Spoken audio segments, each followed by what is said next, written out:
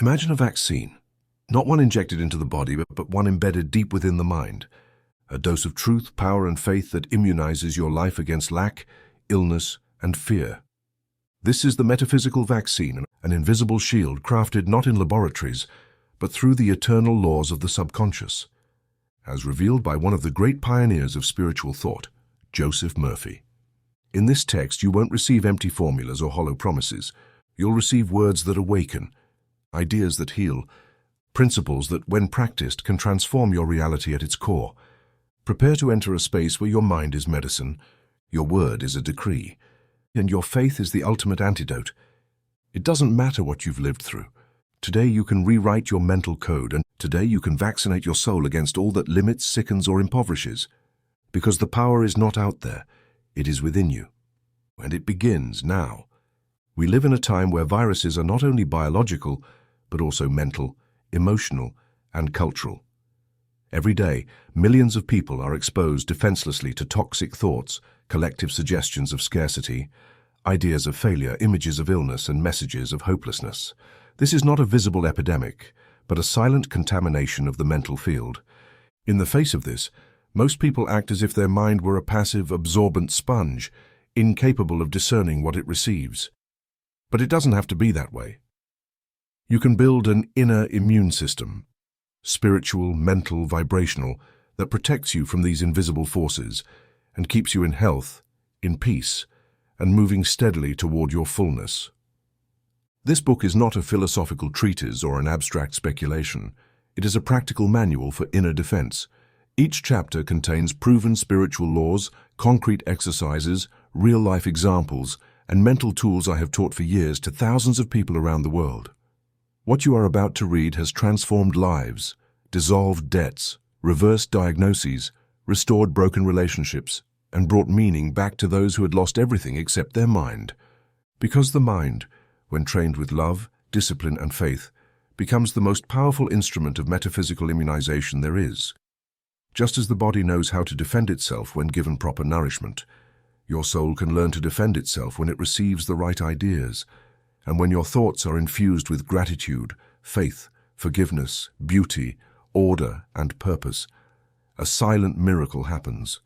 Destructive ideas no longer find a place to dwell. Your mind becomes inhospitable to error, complaint, hatred, and fear, and you begin to live from the core of your being, not from external circumstances. This book is your shield.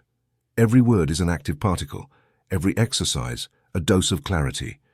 I invite you to read with openness, to practice with consistency, and to observe how, in just a few days, perhaps even hours, your inner atmosphere begins to change. Not due to external force, but because of your conscious decision to live from the center, not from the chaos. The immunity of your soul is in your hands, and today your training begins. Metaphysical Vaccine, immunize your mind against lack and disease. Based on the teachings of Joseph Murphy, we've noticed that over 80% of those who visit our channel are not subscribed. You can support this project by pressing the subscribe button and giving the video a like. Thank you for inspiring us to keep creating more and better content for you. Are you ready to transform your life? Chapter 1. The Immune Principle of the Mind. The human mind, just like the body, possesses an immune system. Just as the physical body has innate mechanisms to reject bacteria, viruses, and foreign agents, the mind has its own psychic antibodies to resist destructive ideas, toxic beliefs, and negative suggestions.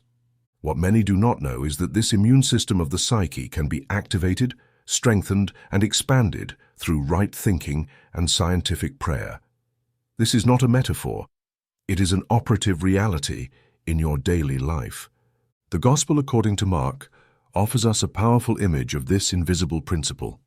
The kingdom of God is like a man who scatters seed on the ground. Night and day, whether he sleeps or gets up, the seed sprouts and grows, though he does not know how. Mark 4:26-27. This seed growing in secret represents the thought planted in your subconscious.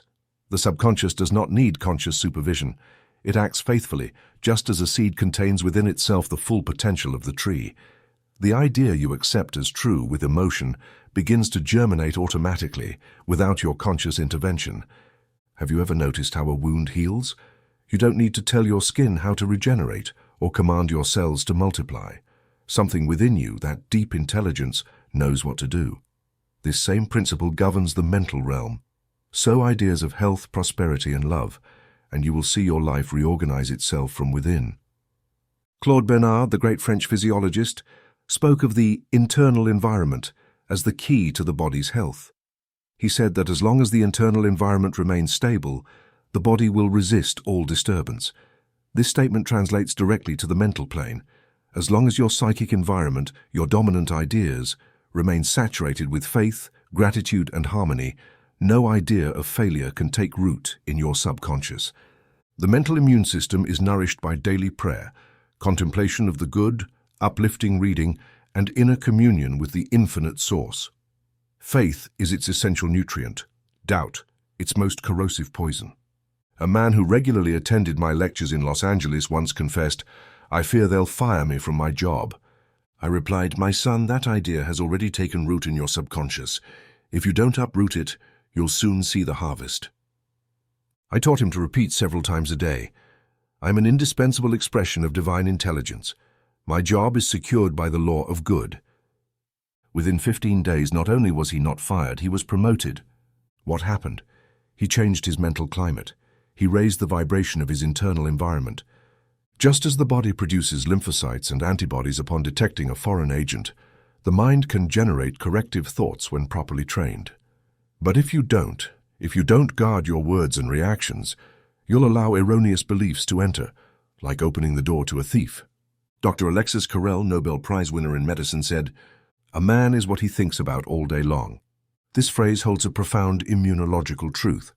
Your mental system either combats or allows disease, lack, and conflict, depending on the thoughts you harbor.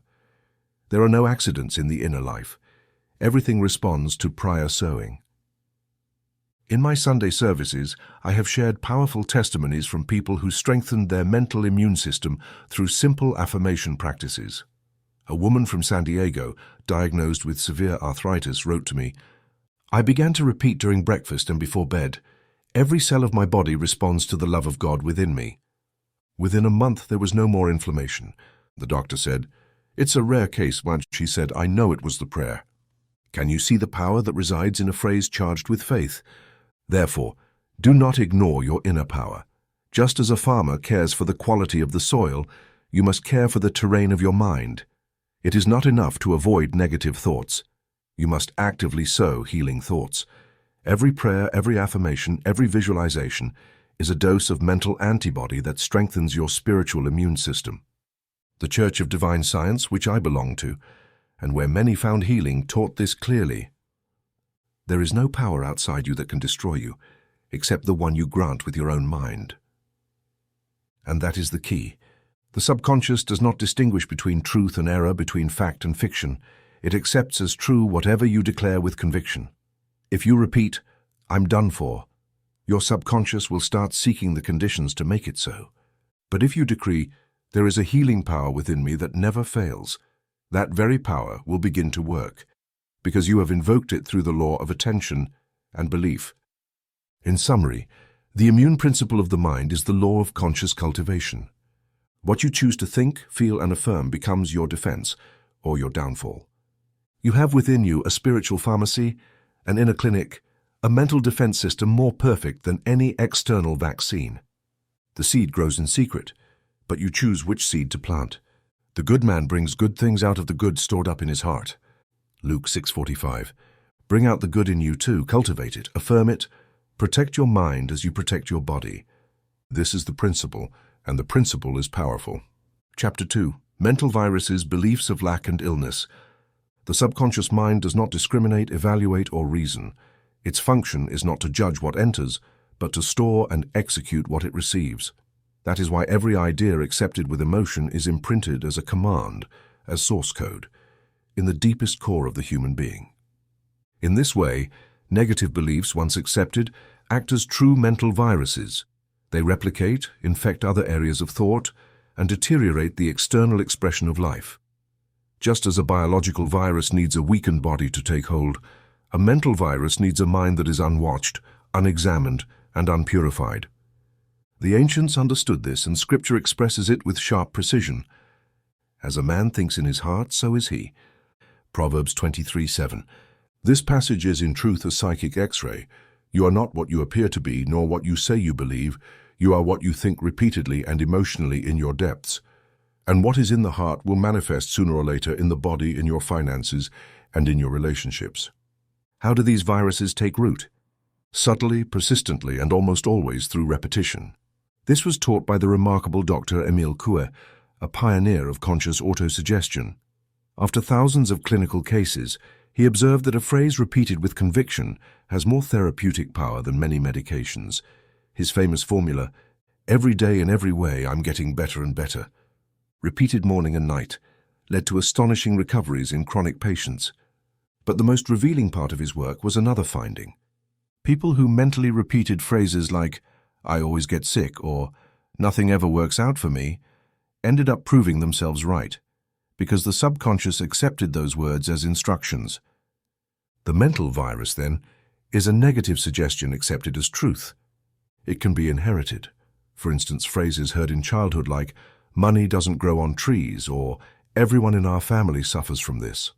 Or it can be acquired through social imitation, like absorbing scarcity-driven ideas from the news or the workplace. In both cases, the result is the same. An idea is implanted, accepted without rational filtering, and executed as a real limitation. I remember a radio listener from New York who wrote to me, "Dr. Murphy, for years I kept repeating that I had bad luck in love. Then I heard your program and started saying, 'Divine love guides and harmonizes me.' By the third month, I met the man who is now my husband. How is this possible?" I replied, "You changed the seed, the subconscious cultivated a new harvest." It's simple, but it's not superficial. The danger of mental viruses is that they are invisible to surface thought. A person might believe they want to prosper, and yet harbor a subconscious virus of guilt for desiring money, implanted by distorted religious teachings. Another may want health but carry a deep belief that the body must inevitably fail with age. The deeper mind operates based on what it believes is real, not what the ego verbally desires. When the subconscious hosts an idea, it works with mathematical precision to materialize it. If the idea is one of lack, it will begin rejecting opportunities, sabotaging income, or falling ill on the verge of a promotion. It doesn't do this out of malice. It does it out of loyalty. The subconscious mind is like a divine machine that only executes received commands. This is why it's not enough to merely ask. You must reprogram. Over the years, I've received hundreds of letters from people who freed themselves from these psychic infections through affirmative prayer. A young man from Chicago wrote me, "I had obsessive thoughts about illness. Everything I read online, I believed I had it. I started to repeat, 'God made me perfect,' and my mind accepts this truth. Now I have peace." That is the effect of the verbal antidote. When spoken with faith and repetition, it cleanses the mind just as medicine purifies the blood. Modern science now acknowledges that thoughts affect the immune system. But New Thought knew this over a century ago. Not just conscious thoughts, but dominant ones, those ruling from the shadows, are what build or destroy health. If you have blindly accepted that you'll never change, you have self-infected. If you keep saying you always get sick in the winter, your mind prepares in advance to obey that decree. Do not forget, your word is a man. A decree. Every phrase spoken with feeling is a command to the subconscious. If you say daily, "I can't handle this," you are weakening your mental immune system. But if you learn to declare, "My mind is open to health, peace, and abundance," you are generating spiritual antibodies that will dissolve those emotional infections. Just as physical hygiene exists, so does mental hygiene. It consists of reviewing what you think, what you believe, and what you say. Do you have the habit of complaining? That's a symptom of infection. Do you define yourself by your problem? That's a viral attachment. Change your inner language and your destiny will change. There is no limit to the cleansing you can do in your mind. Spirit knows no limits. But you must begin the process. Start today. Make a list of your most repeated beliefs about money, health, love, and work. Ask yourself, does this come from divine truth or from social contagion? Do I believe this from direct experience, or because I've heard it so often I assumed it must be true? The mental law does not punish or reward. It simply reflects. Sow truth and you will reap freedom. Above all else, guard your heart, for from it flow the issues of life. Proverbs 4:23. Life flows from the mental heart. Protect it. and you will begin to see that health, abundance, and love were never things you lacked.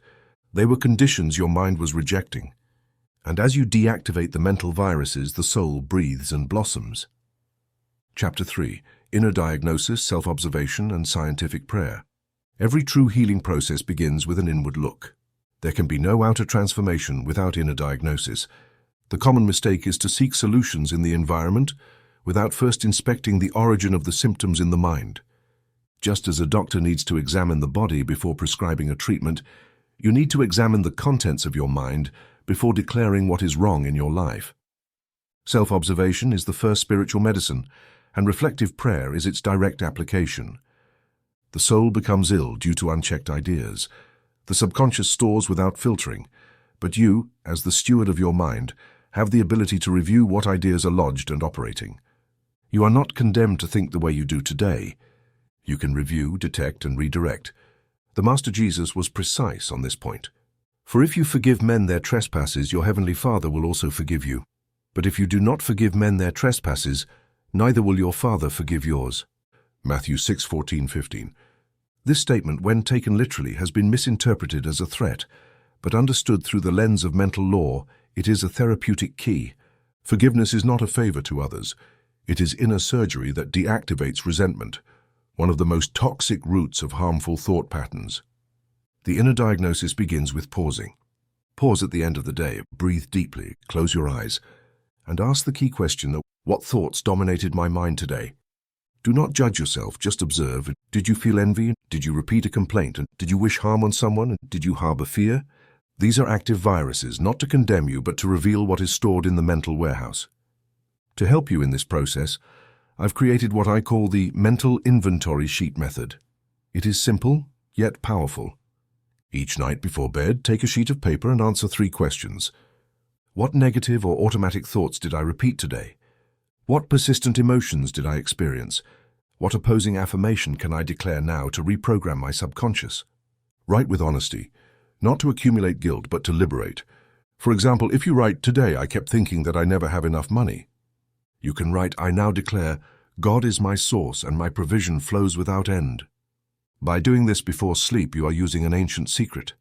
The mind enters deep plasticity in the moments before sleep. The subconscious is more receptive, more open, more malleable. This is the holy hour to sow the right idea. Scientific prayer is not asking. It is declaring what you wish to see manifested with certainty, like one issuing a wise command to the mind's invisible assistant. Forgiveness prayer, for example, has a formula I recommend using each night. I now forgive totally and completely every person who has caused me any pain, known or unknown. I release them, and I release myself. The peace of God fills my mind, and the love of God harmonizes my emotions. I am at peace, I am clean, I am renewed. This prayer, repeated softly or mentally, generates a current of release. Many people have written to tell me that, after weeks of insomnia or chronic pain, this prayer brought back their sleep or relieved unexplained symptoms. The mind forgives and the body responds. Accompany this practice with an ancient rhythmic breathing exercise drawn from the Judeo-Christian mystical tradition. It consists of synchronizing your breath with a phrase of power. Inhale slowly while mentally saying, "God is with me." Hold briefly. Then exhale while repeating, "I lack nothing." Do this for about 5 minutes. This rhythm purifies the mind, harmonizes the body, and prepares the ground for a restful sleep. After a few days, you'll begin to notice subtle changes, greater emotional clarity, less reactivity, a gentle peace that arises without logical explanation. This happens because the subconscious, once reprogrammed with affirmations and daily cleansing, begins to generate new responses to the same stimuli. The old mind reacted with fear. The renewed mind responds with faith.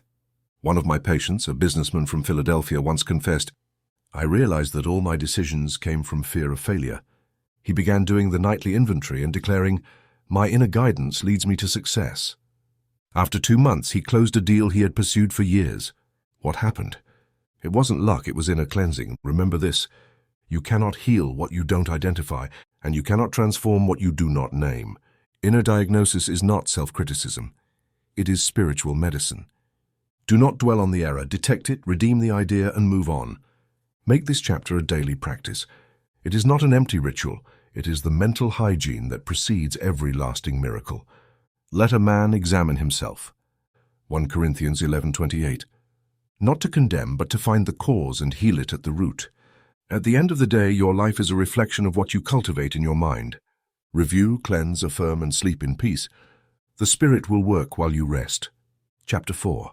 Verbal formulas, the chemistry of affirmation. Every affirmation spoken with conviction is a seed cast into the fertile soil of the subconscious. And that seed carries within it a precise chemistry, an energetic vibration that acts upon the body, upon circumstances, and upon the very structure of personal reality. What many fail to understand is that an affirmation is not a mystical act or a superstitious chant. It is a logical formulation with exact components, present tense, felt emotion, and simple language. These are the three conditions that transform a phrase into a therapeutic agent. The subconscious does not understand sarcasm or assumptions. It does not respond to what you wish to feel, but to what you truly feel when you declare an idea. And that feeling becomes imprinted when you use the present tense, because your deep mind does not dwell in the future or the past, and when you speak with clarity. That's why affirmations like, "I'm going to be healthy" or "I want to have money" are ineffective. They are wishes, not declarations. And prolonged wishing without conviction only breeds frustration. A powerful affirmation must sound like a completed fact. I am healthy now. Wealth flows to me now. The subconscious responds to certainty, not to hope. Emotion is the catalyst in this formula. It is the fire that cooks the idea. Speaking affirmations without emotion is like planting seeds in frozen soil. They do not germinate. You must feel the truth of what you affirm. Visualize it as you say it. If you affirm "every cell of my body sings harmony," imagine that inner music. If you declare "God prospers me now," visualize your bank account full, your bills paid, your heart at peace. The mind does not distinguish between reality and vividly imagined experience. French scientist Félix Ledonte, in his studies on cellular self-influence, demonstrated that directed thought affects biological processes. In his experiments, sustained emotions produced observable changes in tissue regeneration. His findings were ahead of their time, but today epigenetics confirms them. Cells respond not only to the physical environment, but also to the mental environment. This means that your words, if infused with meaning, can accelerate healing, halt degeneration, and activate new patterns of wellness. I've received countless testimonies from readers of The Power of Your Subconscious Mind who have proven this truth. A man from Buenos Aires wrote to me, "Every night I repeated, 'My business prospers by divine law.' I was bankrupt before. Today I own 3 stores and am debt-free." A woman from Medellin shared, "I used to say, 'Divine love guides me to my ideal partner.' Within a year, I married a wonderful man. We've lived in harmony for 7 years." The correct affirmation is a verbal formula with chemical, electrical, and vibrational power. It is not magic. It is law. Just as the chemical formula of water is H2O, the spiritual formula of health is, "I am whole, healthy, and free, now and always." Spoken with devotion, that phrase affects the energy flowing through your nervous system, modifies your hormonal impulses, and creates a pattern of wellness that manifests in your physical body. To help you apply this concretely, I now include a compendium of affirmations designed to program health and abundance. Do not repeat them mechanically. Declare them with faith, with intention, and with active imagination. You may choose 5 each day and repeat them morning and night. Write them down if you like. Record them in your own voice. Make them part of your mental atmosphere. Compendium of 40 affirmations for health and abundance. I'm healthy, strong, and full of vital energy. Every cell of my body obeys divine intelligence. The peace of God floods my mind and heart. I am a channel of wellness, love, and harmony. Nothing is lacking, nothing threatens me, everything sustains me. Perfect health is my divine inheritance. The healing power is at work in me now. My organs function in perfect harmony. Every day I improve in every aspect. I am guided by infinite wisdom in every decision. Money flows to me in an avalanche of abundance. I'm aligned with the riches of the universe. Everything I need comes to me in perfect order. Prosperity is my natural state. I am debt-free and full of resources. I earn money creatively, easily, and harmoniously. Everything I give returns to me multiplied. I'm a magnet for excellent opportunities, and the perfect job finds me now. Each day new doors of blessing open. Divine love surrounds and protects me. I attract healthy, loving, and lasting relationships. I am at peace with my past, excited for my future. My body responds to the love I feel. I'm in tune with the energy of life. My mind accepts only thoughts of good and wholeness. God prospers me, heals me, and strengthens me. I'm filled with gratitude for all I have. Every experience in my life blesses me. I'm capable, worthy, and deserving of the best. My faith is stronger than my circumstances. I'm connected to an inexhaustible source of provision. Divine order manifests in my home. Everything I do prospers. I release fear, doubt, and guilt. I am growing, learning, and moving forward. My words have power and create my reality. Nothing external can disturb my inner peace. I am the architect of my mental destiny. Today is a day of visible miracles. Never underestimate the power of a single phrase held with faith. What today seems like a simple sentence may tomorrow become a visible reality. Remember always, your word is law to your subconscious. Use this law with love, awareness, and devotion. Affirm, feel, visualize, and let divine chemistry do the rest. Chapter 5. Immunizing Visualization, the Healing Inner Cinema. The human mind is the projector, life is the screen. What you see outside is nothing more than the magnified projection of what you hold within the inner chamber of your thoughts. Everything you experience, your body's condition, your relationships, your finances, first exists as an image in your subconscious mind. Visualization is not child's play, nor a fringe artistic activity. It is the native language of the subconscious. In fact, it is the most powerful tool for rewriting the scripts of your reality. I call this technique the inner cinema.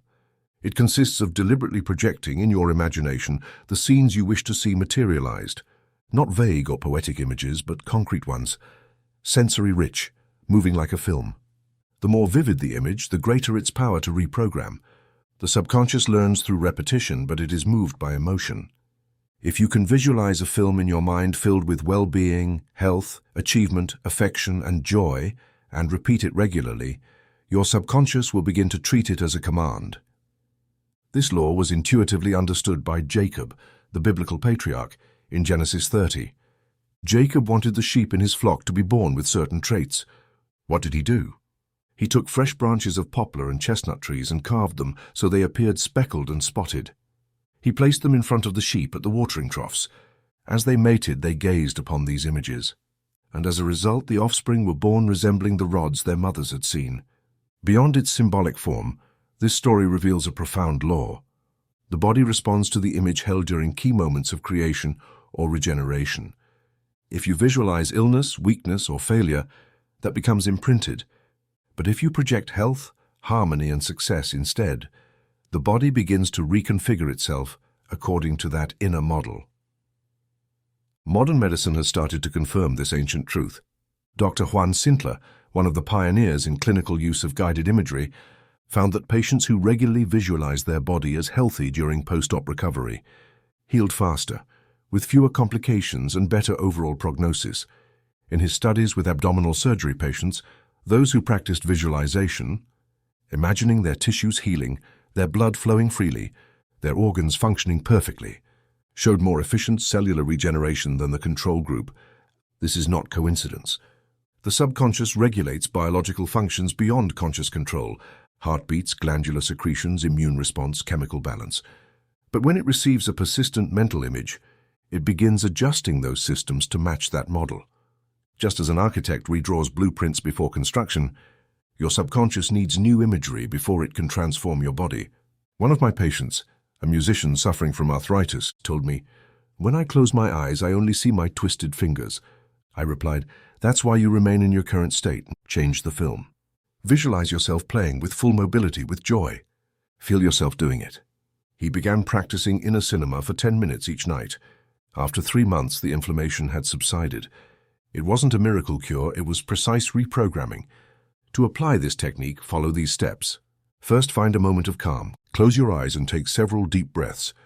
This quiets the surface mind. Project the desired scene. Don't see yourself trying to heal. See yourself already healed. Don't see yourself asking for money. See yourself counting bills, signing contracts, celebrating. Engage all your senses and see the colors, hear the sounds, feel the textures. Include movement and emotion. A static image isn't enough. Let the scene move, let life flow. Feel the positive emotion that this fulfilled reality would bring you. Repeat the scene every night before bed. This is when the subconscious is most receptive. Like a seed planted in soft soil, this image will imprint more deeply. Make this practice a routine. The mind needs consistency. Like any muscle, the subconscious is trained through repetition. Inner cinema is the most powerful psychic immunization against the contagion of negative images. We live surrounded by hostile projections, alarming news, messages of lack, and grim forecasts. If you don't project your own images, you will end up living others. Avoiding toxicity is not enough. You must install the healthy. An empty mind absorbs whatever arrives first. But a mind engaged in visualizing the good, the perfect, the beautiful becomes immune to destructive suggestion. This is your true mental vaccine. Deliberate, persistent, joyful visualization. I have seen people reverse diagnoses, attract new opportunities, heal relationships, and rise from ruin using this technique. Not because the image is magical, but because the subconscious is literal. It creates what it sees, feels, and repeats. Don't wait for miracles without participating in them. Take control of your internal projector. Decide which scenes you want to see in your life. Direct your own movie. Rehearse every night. And then watch as the screen of reality begins to reflect what you projected with faith and love. Now lift your eyes and read Genesis 1:14. The promise is not outside. It is in what you dare to see within. And what you hold with consistency becomes your life. Chapter 6. The spoken word as a vibrational vaccine. In the beginning was the Word, and the Word was with God, and the Word was God. Thus begins the Gospel according to John 1. 1 with a declaration that contains one of the most powerful laws of the universe.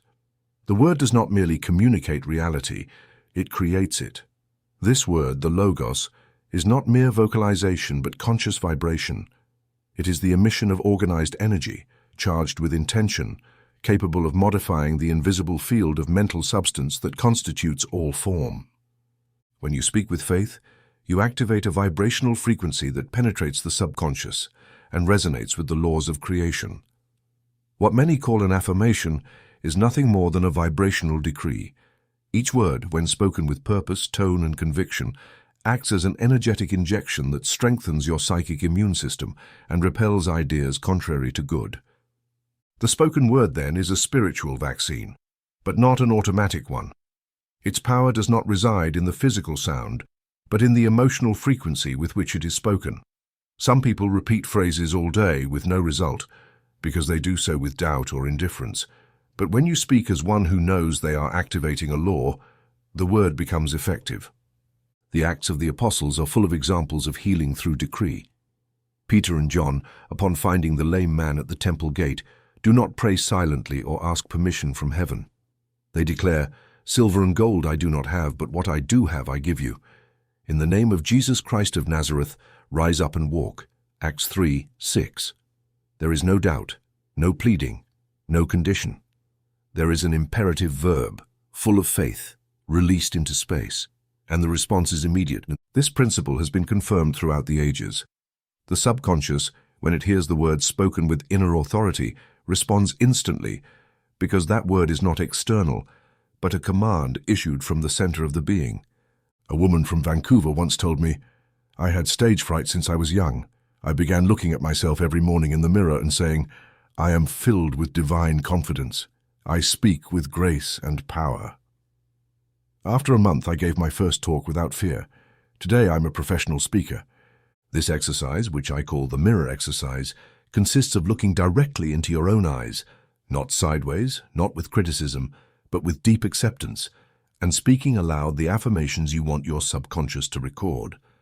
Direct eye contact activates a connection with the soul, and the audible voice carries the vibration to all the energy centers of the body. Do it like this. Every morning and every night for 3 minutes, look into the mirror and speak out loud, clearly and slowly. I am healthy, strong, and secure. I am loved by life. I am prosperous, useful, and needed. Today is a day of blessing. All things work together for my good. Thank you, thank you, thank you. It is not about shouting, it is about declaring with certainty. With time, your face will begin to reflect the truth you have installed. The mirror will cease to be an object and will become a portal. During my years leading the Church of Divine Science in Los Angeles, I witnessed the power of collective proclamations. On one occasion, several families in the congregation were overwhelmed by debt. I proposed a cycle of 7 Sundays with group affirmations. At the end of each service, everyone present would stand, hold hands, and say in unison, "God is our source. Our debts are dissolving, our bills are paid, we are free to prosper. Thank you, Father, for the abundance already manifested." What happened was astonishing. One couple received an unexpected raise, another sold a long-stagnant property. A woman who hadn't been able to collect an old debt recovered it in the 2nd week. The power wasn't in the words themselves, but in the vibration generated by collective certainty. The spoken word creates a resonance that dissolves destructive mental patterns and establishes new networks of association. If you say, "I'm broke," that phrase becomes an energetic mold. But if you change your words and declare, "I am open to new sources of income, I am a channel of divine wealth," you begin restructuring your economic reality from within. It's not necessary to understand all the mechanisms. It's enough to know that the word shapes the invisible substance of the universe. The ancients knew it. The prophets practiced it. The mystics taught it. Today, quantum science is beginning timidly to approach what metaphysics has proclaimed for centuries. The observer modifies the field. And you are the observer who, with every word, molds the field of your experience. The tongue is a rudder, says James 3:4-5, and it's true. One phrase can change the direction of your day, your body, your entire life. But you must learn to speak as a creator, not as a victim. Every time you say "I am," you are invoking identity. That's why you should not say "I am sick," but "I am being healed by divine intelligence." Don't say "I can't take it anymore," but "I am renewed in strength and spirit every moment." Make your word a channel of life. Install in your everyday language the words you wish to see incarnated. And above all, speak out loud. Sound activates neural and glandular centers that silent thought does not reach. Your voice is a sacred tool.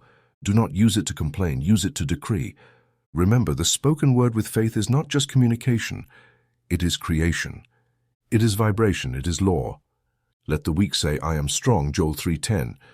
When you speak what you desire and not what you fear, you begin to transform the frequency of your life. Speak with power, and watch how the waves of your word organize your world. Chapter 7. Emotional antibodies, gratitude, joy, and forgiveness. Just as the body generates antibodies to defend itself from physical invaders, the soul produces its own psychic antibodies, specific energies that neutralize toxic emotions, cleanse the mental field, and restore inner balance. These forces are not abstract. They are consciously cultivated emotions that act as spiritual immunizers against fear, guilt, bitterness, and despair. The 3 most powerful of these are gratitude, joy, and forgiveness. They are not fleeting feelings. They are disciplines of the soul, inner practices capable of completely rewriting the chemistry of your subconscious mind. The Apostle Paul, in his letter to the Thessalonians, summarizes one of the most effective laws of the inner universe with a brief and luminous phrase: "Give thanks in all circumstances, for this is the will of God in Christ Jesus for you." 1 Thessalonians 5:18. This verse, far from being a moral command, is a precise instruction for activating the vibrational circuit of gratitude.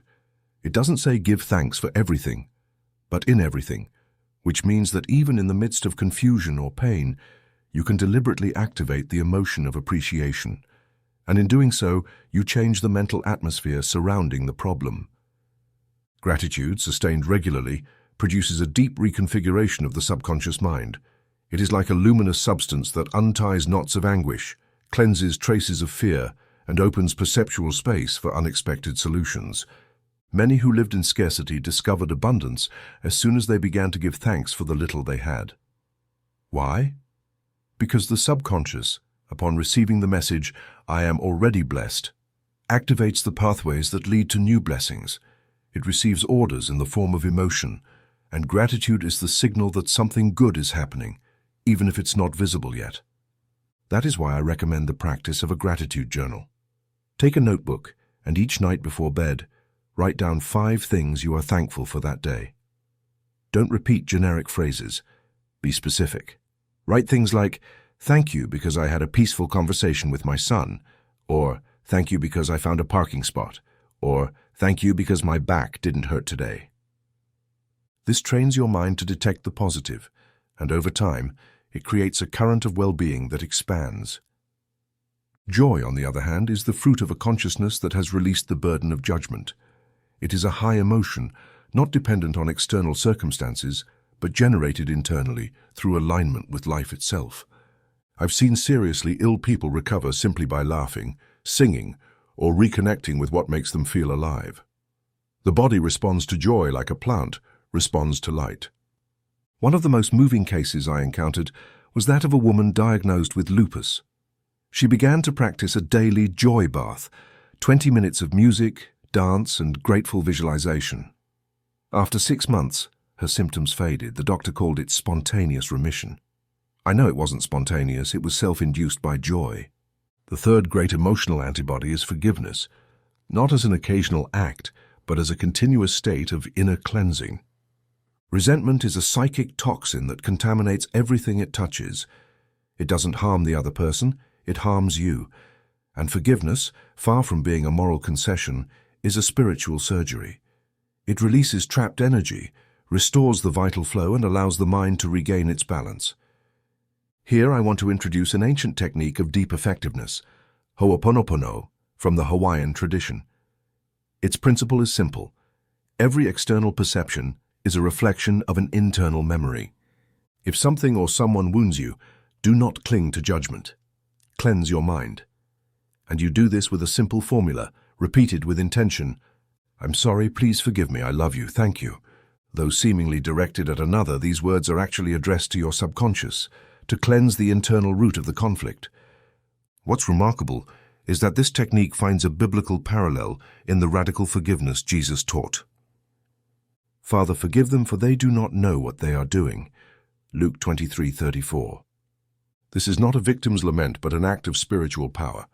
Forgiveness is not forgetting, it is cutting the cord that ties you to pain.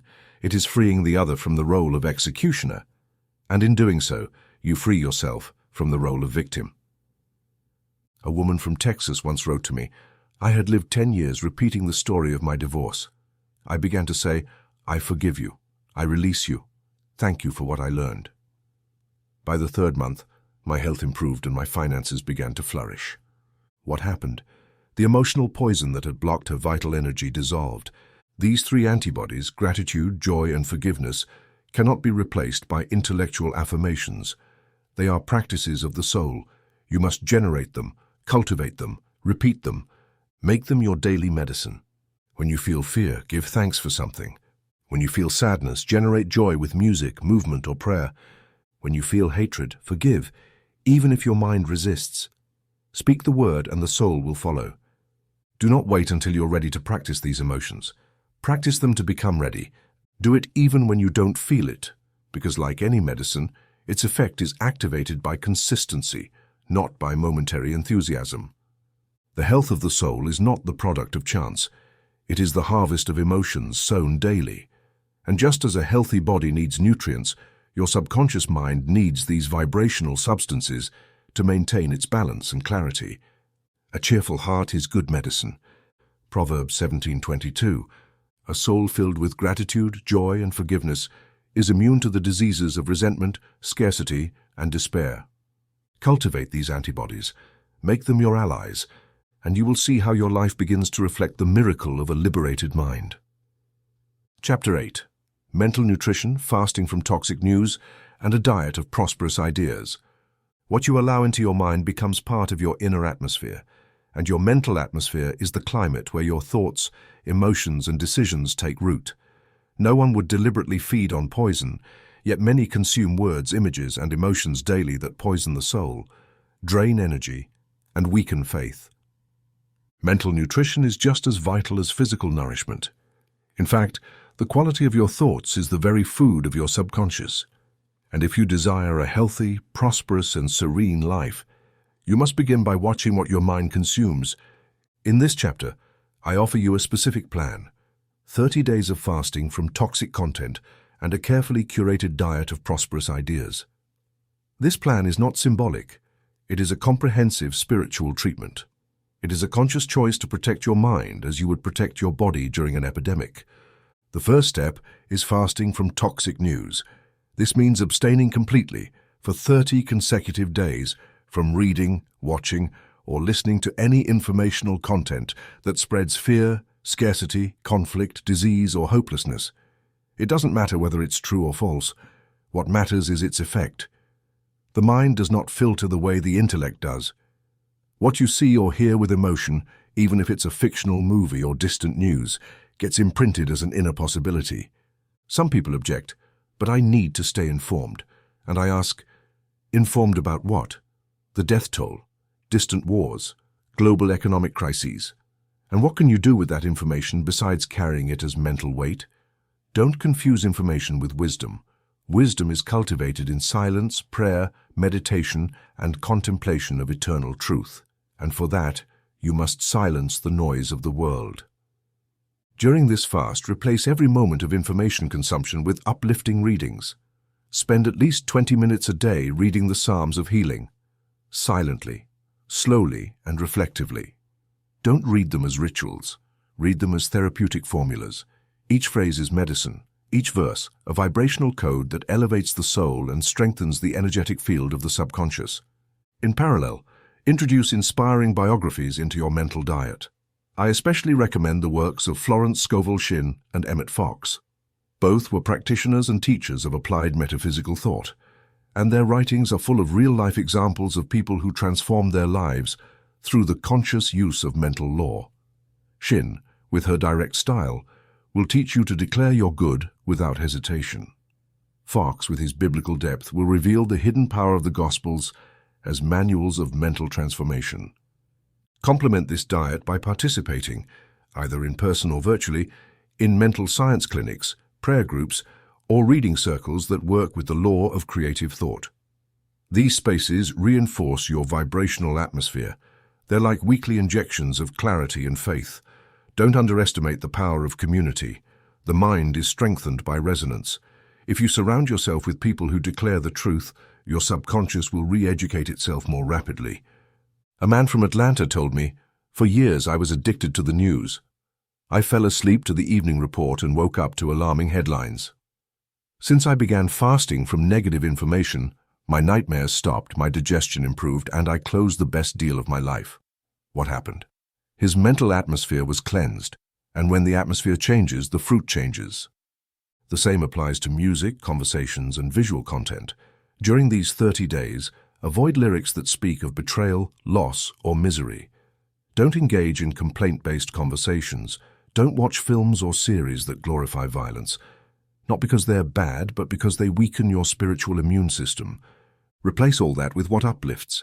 Listen to recorded affirmations. Read your own prayers aloud. Talk to people who elevate, not drain.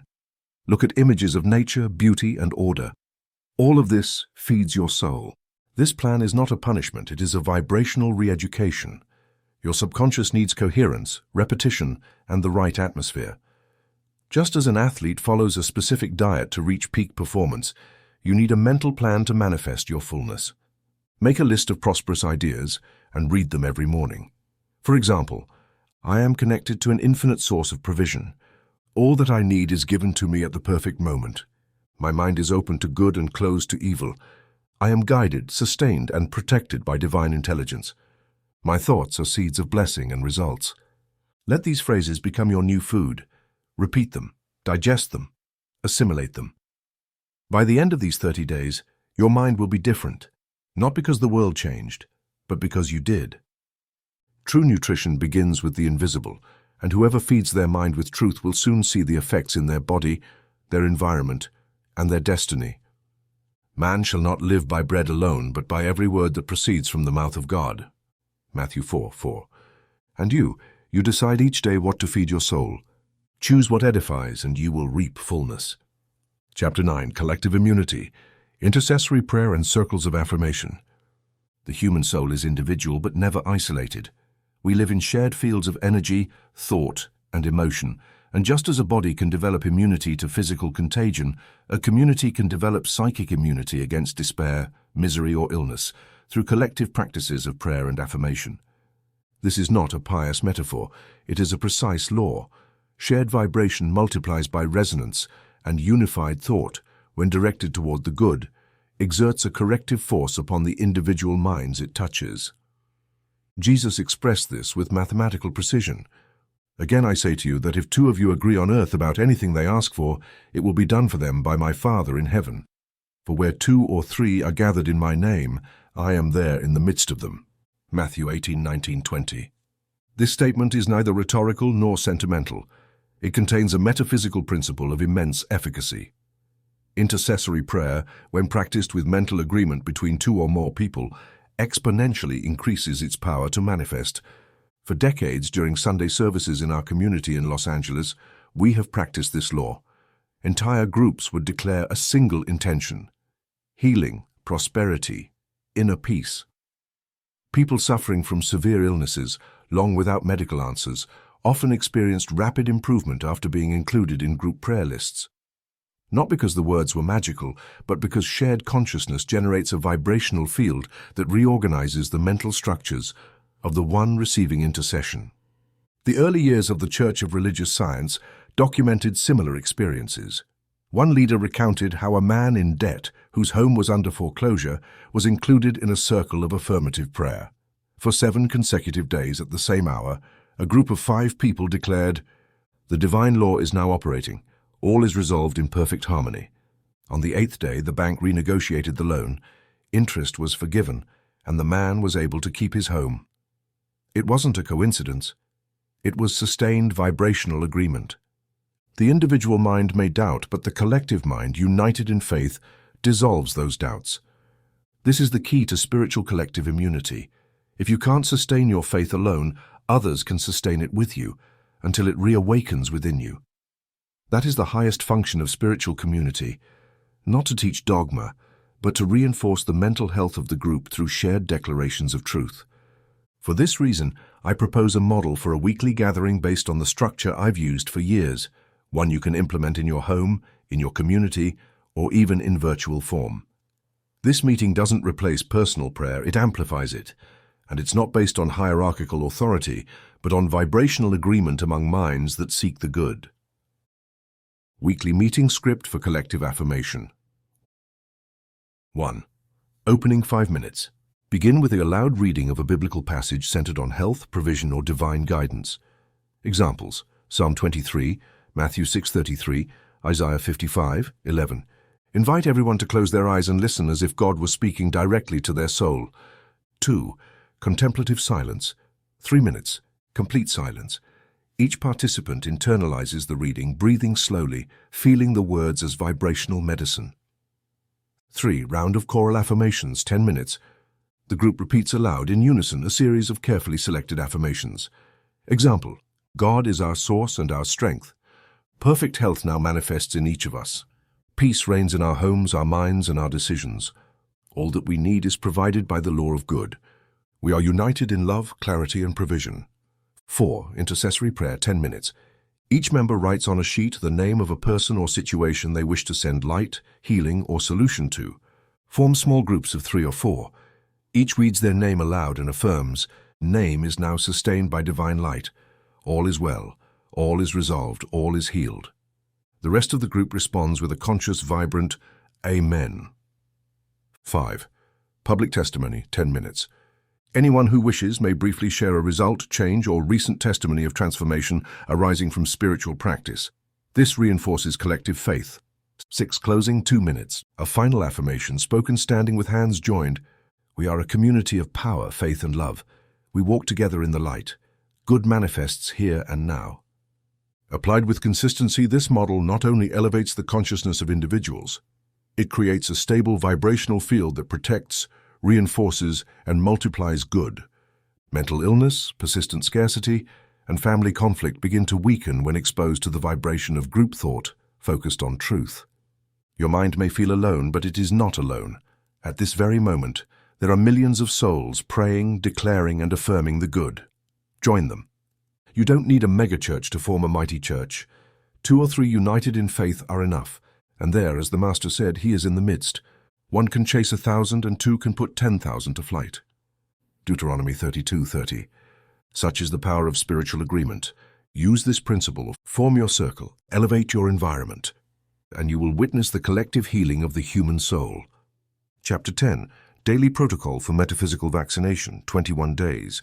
Every deep transformation requires consistency, structure, and direction.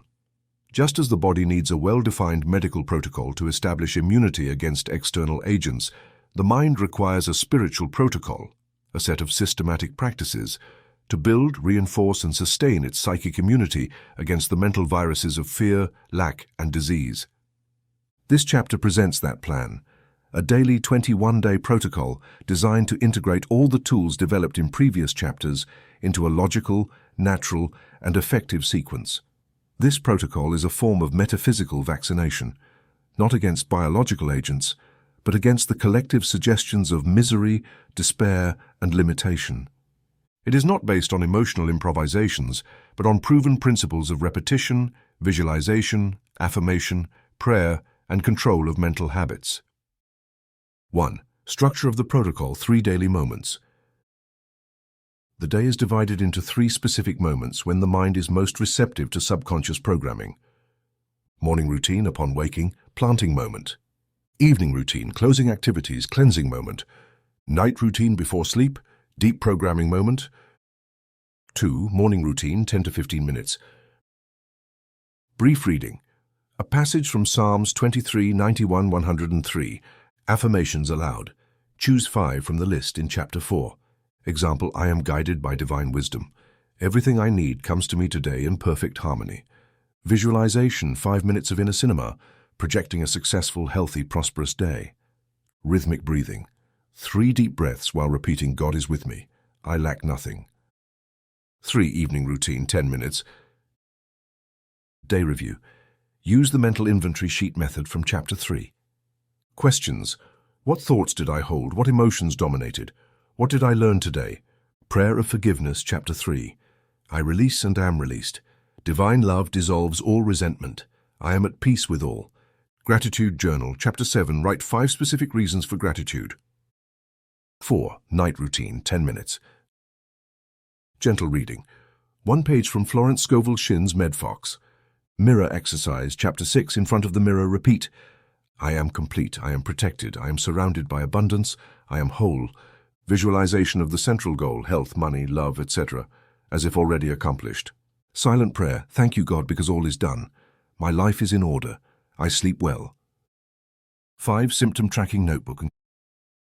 Keep a daily record in a special notebook where you note physical changes, energy levels, reduced discomfort, and detectable improvements. Financial changes, unexpected income, opportunities, discounts. Emotional changes, peace, inspiration, joy, conflict resolution. This trains your mind to register evidence of progress, and where your attention focuses, your reality grows. 6. 21-day calendar of specific declarations. Each day has a guiding affirmation that serves as the daily dose. Day 1, I begin this process with faith. My mind establishes certainty. Day 2, I declare perfect health. My cells respond to life. Day 3, good flows to me from everywhere. Day 21, I live in fullness, I lack nothing, all is fulfilled in me. Write the day's affirmation upon waking. Repeat it aloud 3 times during the day. Write it again before sleeping. 7. Quarterly reinforcements. After the 21 days, perform a special day every 3 months to reinforce the programming. Repeat all affirmations. Review your symptom and gratitude notebooks. Perform a special rededication prayer. Today I renew my faith. I declare myself healthy, prosperous, free. Everything in my mind aligns with divine law. I declare this day a new beginning. Thank you, thank you, thank you. 8. Final declaration of faith. The cycle closes with an inspired phrase from Job 10 and 28. To tell you that it does not end with the word. Repeat it multiple times for emphasis. Do not allow your mind to wander aimlessly. Train it, guide it, protect it. This protocol is your spiritual shield, your vibrational medicine, your inner power gym. It does not require blind belief, but firm application. In 21 days, you will see signs. In 3 months, results. In 1 year, transformation. Do it with discipline, do it with joy, do it with love. Because the soul trained in the light becomes invulnerable to all shadow. Declare it now. I choose to live in health, peace, and abundance, and so it shall be. Amen.